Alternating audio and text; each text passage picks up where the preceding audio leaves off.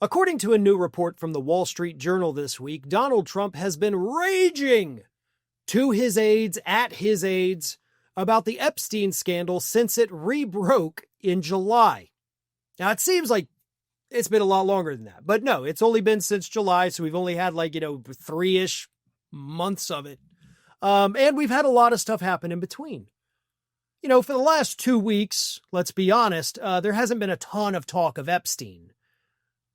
There's lots of different things that have happened, and now those things are kind of settling down and leaving the news cycle, which means, of course, Epstein's coming back, especially with the news of the Democrats winning a special election this week, getting enough members now to force the vote.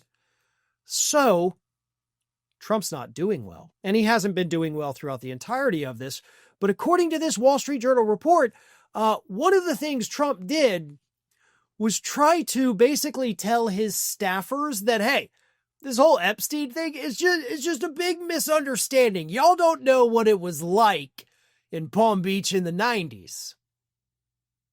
Literally said that. Let me read you this. Trump, who had socialized with Epstein in New York and Florida and has said he fell out with him before his first arrest in 2006, told aides he couldn't understand why people were so obsessed with the deceased financier and sex offender. Trump reportedly groused that, quote, people don't understand that Palm Beach in the 90s was a different time. The very next day after saying that, Trump reportedly called influential allies to seek counsel over the controversy. Why is everyone so fixated on the issue? He wanted to know. What would make it die down?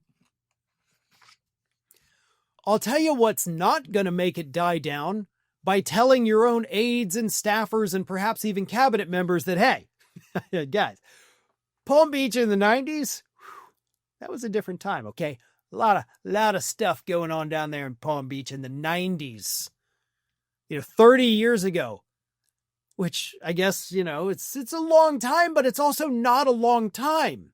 And let me go ahead and point this out.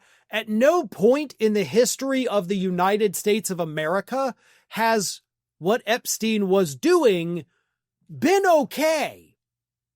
Okay, you can go back to 1776, and sure, we had children being married, but we didn't have the trafficking of minors to perform acts on men and have it be legal.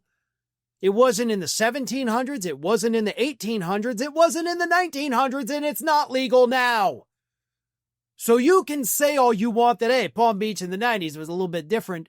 That doesn't mean what Epstein was doing was ever legal. So what does that even mean? What is Trump trying to tell these people that he's raging at? Like, it was a different time. Y'all don't understand. I was a, preteen and teenager in the 90s, and I can tell you, no, stuff like that was not okay then. Most of my audience, based on demographics, y'all were also either teens or adults in the 90s, and I'm sure you remember that this was not acceptable then, or in the 80s, or the 70s, or 60s, or 50s, or 40s, or 20s, or 10s, or aughts. It's never been acceptable. So Donald Trump's excuse tried to explain it away to his staffers that it was a different time. I mean, if you're talking about it was like 2000 BC, maybe that was a thing they would do. But no, dude, no point in American history has this been acceptable. And if that's your best excuse, if that's what you're actually going to use to write off this scandal with your staffers, then I think you should probably expect some mass resignations in the very near future. Thanks for watching, everyone. We're inching closer and closer to 1 million subscribers, and we're aiming to hit that goal before the year closes. So if you aren't subscribed to the channel, please do so, and don't forget to like, comment, and share.